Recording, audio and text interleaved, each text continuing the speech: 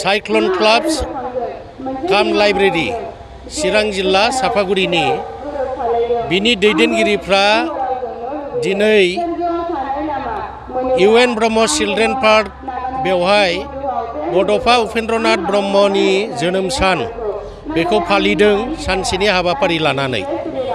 बिनि थांखियानो जादों जे बड'फा उपेन्द्रनाथ ब्रह्मआ जेब्ला दुलाराय बर' फरायसा आफादनि आफादगिरिनि दायित्वखौ लादोंमोन बे समाव बिथाङा दुलाराय बर' माहारिखौ खौसेथि लाबोनानै बर' हारिखौ बुहुमनि बिखायाव गेरेमसा हारि हिसाबै प्रतिष्ठा खालायनायनि उद्देश्यजों आन्दलनखौ दैदेनबोदोंमोन। बे प्रतिष्ठा खालायनो थाखायनो बड'फा उपेन्द्रनाथ ब्रह्मआ बर' माहारिनि रायजो राजाफोरखौ खावलायदोंमोन जोङो गिबियावनो खौसे जानांगोन। खौसेथिनि गोहोजोंसो जोंनि जिथु उद्देश्य बर' माहारिखौ बुहुमाव गेरेमसा हारि हिसाबै प्रतिष्ठित खालायनाय आरो बेखौ खालायनांगौब्लानो आसामाव थानानै जोङो हानाय नङा। बिनिखायनो बर' हारिहा मोनसे आलादा रायजो नांगोन आरो बे रायजोआनो जागोन बड'लेण्ड। बे बड'लेण्डखौ मोननोब्ला जोङो दुलाराय बर'फ्रा बुहुमनि बर'फ्रा खौसे जानांगोन आरो खौसेथिनि बोलोजों जोङो आन्दलननि गेजेरजोंनो अहिंसा नीतिनि आन्दलनजोंनो जोङो बे सेपारेट स्टेट बड'लेण्डखौ मोननो हागोन। आरो बेजों लोगोसे गेरेमसा हारि हिसाबै जोङो बुहुमनि बिखायाव प्रतिष्ठित खालायनोब्ला गासैबो बिथिंजों जोङो साखा फारा जानानै गोख्रों जानांगोन। जेरै जाय हालुवा बियो खोब गोख्रों जानानै खेथि बाथि खालायनांगोन आरो जाय बेफारि बेफोरो गोसो होनानै मोजाङै बेफार बानिज्य खालामनानै रां रुफा खामायनानै न'खरखौ मोजाङै सलायनांगोन। जायफोर साख्रि मावनो सानदों बिसोरो मोजाङै फरायनानै मोजां शिक्षा ग्रहण खालामनानै सासे रोंगौथि गोनां सुबुं जानानै साख्रि बाख्रि मावनानै आरो एबा बर' माहारिनि समाजखौ दैदेननो थाखाय समाज सिबियारि जानानै मोजाङैनो उद्देश्य लक्ष्यखौ लानानै बर'नि थाखाय खामानि मावनो बे मुल मन्त्रखौ बड'फा उपेन्द्रनाथ ब्रह्मआ बर' समाजनि गेजेराव बर' सुबुंफोरखौ खावलायदोंमोन।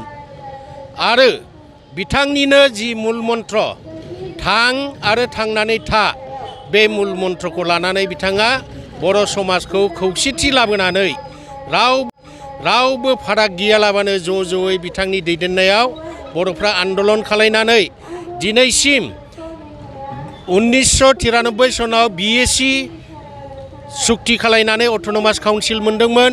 बिनि उनाव आरो बिथांनिनो जिथु उद्देश्य लक्ष्य बेखौ जाफुंसार होनो थाखाय BLT जोनोम जानानै एबसुनि सहजगाव आन्दलन खालामनानै 2003 सनाव भारतनि संबिधानखौ संशोधन खालामनानै 6 अनुच्छेदनि आधाराव BTC मोनदों बड'लेण्ड टेरिटरियेल अट'नमास काउन्सिल।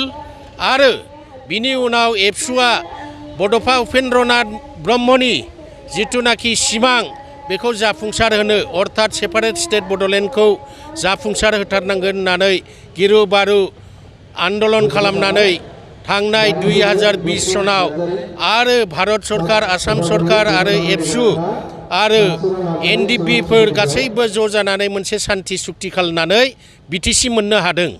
दा जोङो दिनैनि प्रग्रामनि गेजेरजों बर' समाजाव बेखौनो मेसेज होनो सानदों जे बड'फा उपेन्द्रनाथ ब्रह्मनि जिथु उद्देश्य लक्ष्य बिथाङा जिथु सिमां दंमोन सेपारेट स्टेट बड'लेण्ड दानानै बर' माहारिखौ बुहुमनि बिखायाव गेरेमसा हारि हिसाबै प्रतिष्ठा खालायनाय।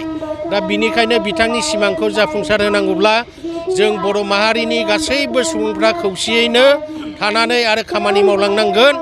बेखौनो जोङो मेसेज होनो थाखाय दिनै बड'फा उपेन्द्रनाथ ब्रह्मनि जोनोम सानखौ सानसेनि हाबाफारि लानानै बे सापागुरि ओनसोलनि स्कुलफोरनि छात्र छात्री